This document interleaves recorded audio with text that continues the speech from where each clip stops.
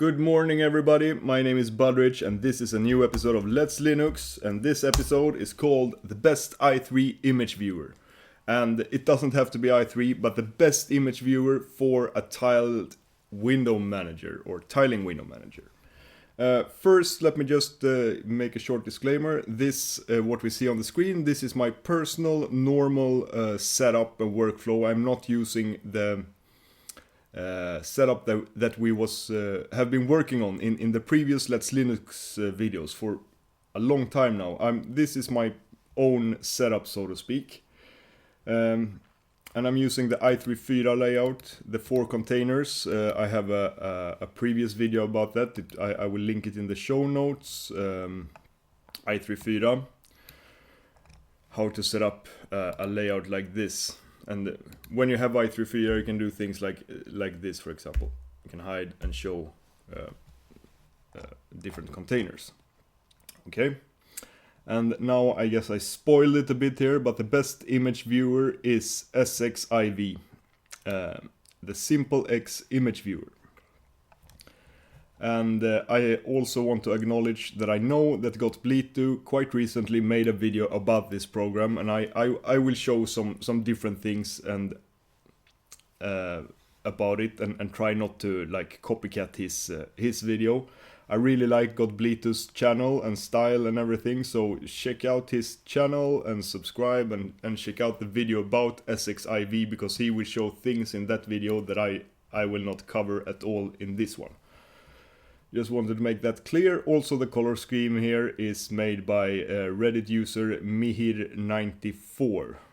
Well, I have tweaked it a bit, but it's more or less his theme here, and I really like this color theme. You can also see the rest of the info here. And what we see on the screen, this is Sublime, this is URxvt, this is NCMPCPP, and this is Thunar. And Thunar have a directory open with some random images here. So let's just open one image here. Let's open this Blues Brothers image. This is how sxiv looks like by default if you open it as a floating window. It has a status bar here at the bottom with a full path to the image. How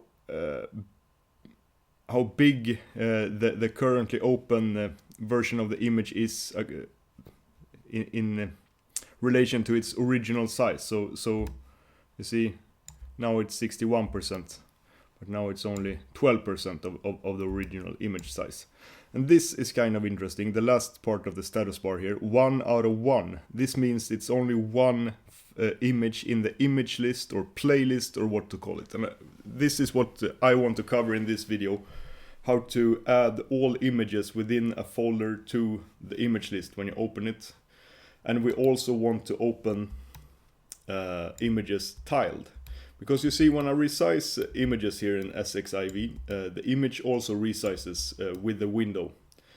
And does so really well. And this is the best and only image viewer that handles this correctly. And if we tile this window, you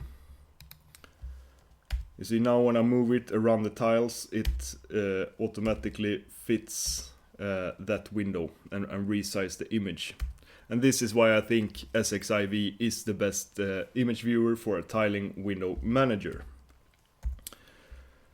So to always open these images, because this will be like the first video. It will not be a series like I have done before with like 4 or 5 videos about one single thing, but we will focus a lot on this container in my setup here, the B container, which it has become more or less a media container for me. And right now we can see NCMPCPP, which is a music program. It's like a graphical user interface for MPD. But I also like to open, if I open an image, I would like them to automatically end up in this container. And also video files, I like them playing here. And a nice thing is I have set up so I have 3 different sizes of my layout, and they are based on this media container. So I have like, this is the smallest, then I have medium, and then I have, this is 25% of the screen. And my screen is exactly 1600 by 900 pixels, so it's 69 aspect ratio. And all these sizes I tried to have them keeping the aspect ratio, which is nice when you're watching movies or something. Okay, to have them spawn automatically there, I have made this. The document I'm viewing here in Sublime, this is the show notes for the video, so you can see all this on both YouTube and maybe even GitHub. So the window rule that we need to add here to automatically tile this window, because in my setup I have set up all windows to be floating by default, but then I have rules for almost every known application in my workflow, and then I set which container A, B, C or D I want them to spawn in. And this images sxiv, we want them to spawn in the B container. So then you just make a rule here. You write for_window space square bracket class or instance. We can see here if we open an image. And I have in a previous video in Let's Linux, polybar dynamic title, I show you how to make an advanced little module for polybar, so we can easily view the class name and the instance name of a program. For instance, if I activate URxvt, we see the class name is URxvt and the instance name is term small. If I activate sxiv, we can see the class name is sxiv and the instance name is also sxiv, but the class name has a capital S. So if I close this here again, so then we can specify class equals sxiv with the class capital S. Then I add here also title format, and that is what you can see on my tabs here. I have a custom title format, so the title of the tabs or the window titles, if they were floating, you would also see the same title format. I don't want long text strings here, because when you end up with a lot of tabs in one container, it gets totally unreadable and just looks ugly and cluttered. And especially when you have small containers with small tabs like this, you want really short names. So I use title format for all my known windows, and by default I have set floating enable for all windows, but I also set title format to a space for all windows. So if I don't know the window, then I don't want to show any title format at all. Whatever. Setting the title format, then a comma, then we put in the magic command. I described this in detail in i3 video about assigning windows to different containers, but we basically here, when this window sxiv spawns, we execute i3 with the M flag to move it to the B container, and it will also tile the window. So if I save this, restart i3, now if we open an image, it should spawn automatically in the B container. And this is really nice, both when I'm opening files from Thunar, but imagine also you could have maybe open, you can set up some kind of a link handling program for your terminal applications, or even from certain browsers you can open images like this. So for example, if I would have Easy open and someone sends me a link with an image, I just click it and it would open here if we make some hacking to it. Okay, really nice. Part 1 of the video is done with tiling the window in the right place. Next, we want to be able to add all images within the same directory to the image list here. So, because now we only have this image. If we would open another one, it would open here, but now we have two, they are in two different windows, but they are tabbed within the B container here. We can see it if we hide the polybar. We can see we have two sxiv instances in the same container. But it would be better to just add all images into the same window. And this is actually very easy. Previously in this series I showed you how to make automatic script creations with the auto script. We have been using that in almost all videos since. But I don't have AutoScript in my own setup. I have a little more advanced version of it. It is basically the same thing. It gives me a row menu here, so I can choose which type of file I want to create. A bash file. We name it open image.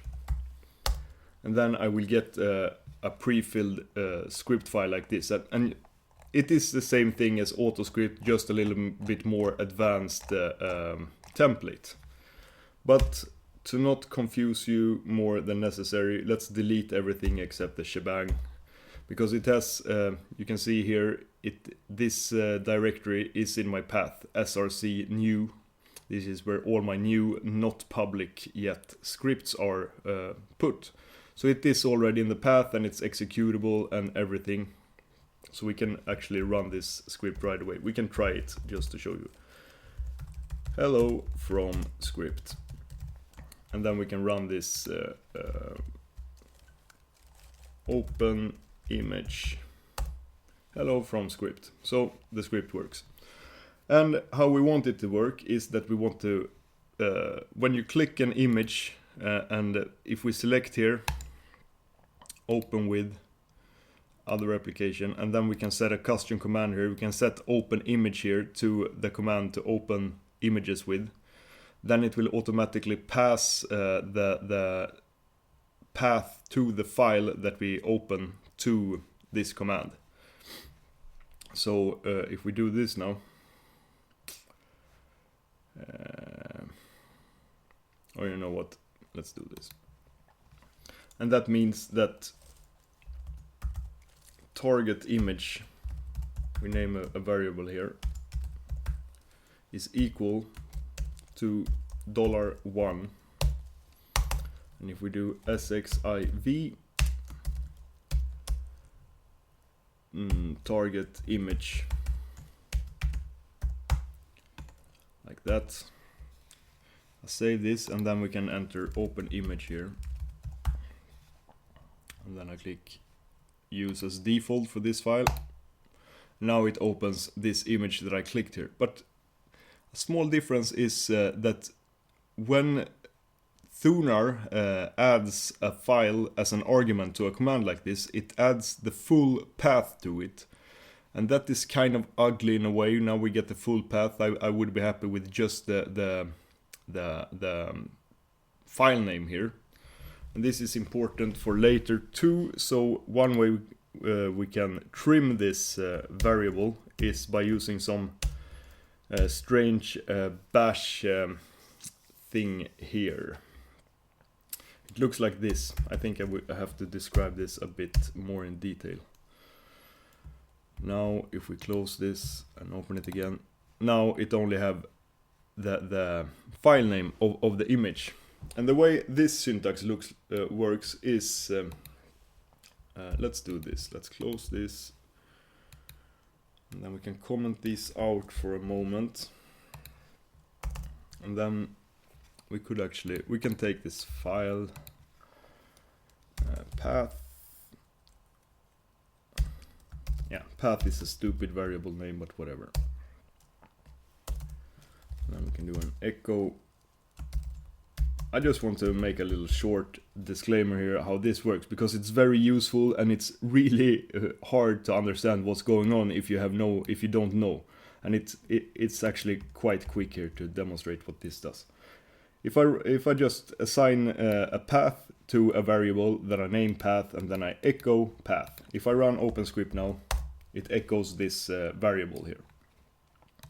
And if we put this variable inside curly brackets and run it again, we will get the same result. One of the benefits by putting variables inside curly brackets is that you can manipulate the value of the variable. For instance, we can use this hashtag or pound symbol. If we do that, and then we can write home slash bu here. This means that it will remove it will remove this from the beginning of the value of path here. So if I run it now, no, homo, that's not right. Now it didn't find any match, and then it doesn't remove anything.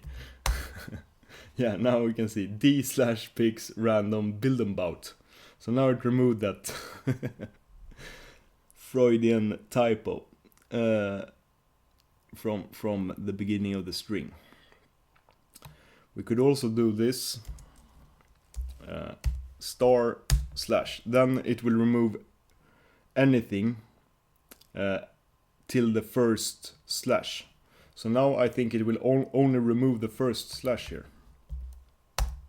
Yeah, you see now it only removed that because it searches the string from the beginning, and when it finds a match, then it stops searching, so it doesn't cut it here. That is what 2 hash marks is. Then it will stop at the last occurrence of the pattern that we enter here. So now we will only get the file name. We could also do this backwards, so to speak. If we enter path, and then instead of hashtag pound symbol, we can enter a percentage, and then it will search from the end of the string instead. So if we would like to remove this .jpeg, we can just press print percentage and then .jpeg. Now it will print the full path, but without the percentage, or without the extension. And if we would like to, we could do this. This will be the same result here, but then it would remove any trailing extension like this. This can be useful sometimes, you need to remove that. And we could also, if we wanted just the path, the directory without the file name at all, then we could do percentage and slash star. Then it will remove everything till the slash. So now we get only the path. And if we would put in 2 percentages, I think if you haven't understood it yet, I think you will now. 2 percentages, then it will remove everything till the last slash. So I think we will get a blank string here, like this. If we would remove this from the search, if I do this, then it will remove everything till the last slash, and that will be here, so the output will be home. Okay, that is how those things work, and you can do other manipulations and cool things with this, but let's start with this. And this is actually very useful to just get like the extension or the directory, or clean remove it like we did here. There, I explained that, and I am happy that I did. Let's get back to our script here. Okay, what this does is just opening the image. We also want to add all other images within the directory, and we could do that by just putting an asterisk like this here. Now if I open an image here, let's take this skate ramp here. Now you can see we have 21 images in the image list. The problem here though, there you can see it, here is the skate ramp, image number 12, but it's also image number 1. And this is because we add this target image and we add all other images within that directory. And target image is also part of this list. It's not a big thing and not super annoying, but a little bit annoying. And maybe especially if you just have a directory with 3 or 4 images, then one of them will appear twice or something. And it is actually quite easy to remove this. And there are probably more ways, maybe better ways to do this, but I have chosen to do this. I make a for loop. So for f in star, that will mean it will loop everything in the current directory, and each element in that directory, each file or directory or whatever, will be named f in the loop statement. But we could also add this to save some time. If we add star dot curly bracket ping comma jpeg, Now it will only include PNGs and JPEGs in that directory. I could actually random. Here is the same directory with all its files, and you can see some of them are PNGs and some are JPEGs. And then we just check here if make a bash test here. If f is equal to targetImage, continue, else create an array if it doesn't exist and populate it with f, and then instead of a star we add each element in the array inside quotes. Images at. I will explain what's going on here really soon. So now if we open this, let's close it first, open this skate ramp image.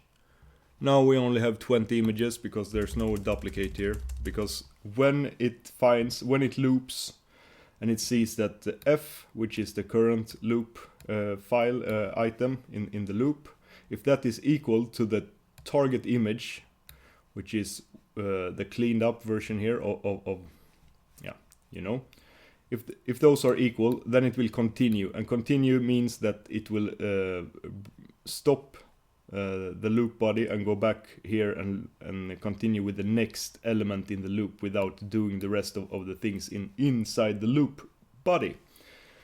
But if they are not the same, then it will do this, and this might also look weird. But here we create an array called images, and by adding plus equals here, that means it will populate the array with a new element every time this line occurs, which is for every loop item, and it will add $f inside quotes here. This is important in case the file would have spaces in its file name. If we wouldn't have the quotes here, then it would add them as different elements in the array. And then we add images square brackets at, that means all elements inside this array. By putting them inside quotes like this, each element will be quoted, which means that the file names with a space inside them will be valid. I think there is at least one file here with a space. Yeah, Fear and Loathing 1 there, we can see that. Yeah, whatever, here it is. It has space inside of it, but it's still valid when you do it like this. And then we can also add an ampersand here to run this command in the background, and we can add the B flag to disable the status bar by default when we open images. So now if I open this Marshall stack image, you see no status bar, and it's opened in the background. We can full screen it, we can view thumbnail view. Really nice little image viewer, and this is how I try to make everything, you know. Have a great image viewer to view your images. I don't need a file manager with a preview pane or something like that. It's better to set it up like this, and then I can browse the files with the file manager. I can view the files with the image viewer. I can resize and tile the windows and containers with i3 and so on, you know, and set them to different sizes. And you can imagine here having a video playing, and that is what we will look into in the next episode of this series, how to set up MPV so we can queue videos, display the title of the video, and add some key bindings and other cool things. I think I say thank you for watching. I see you in the next video. Bye bye.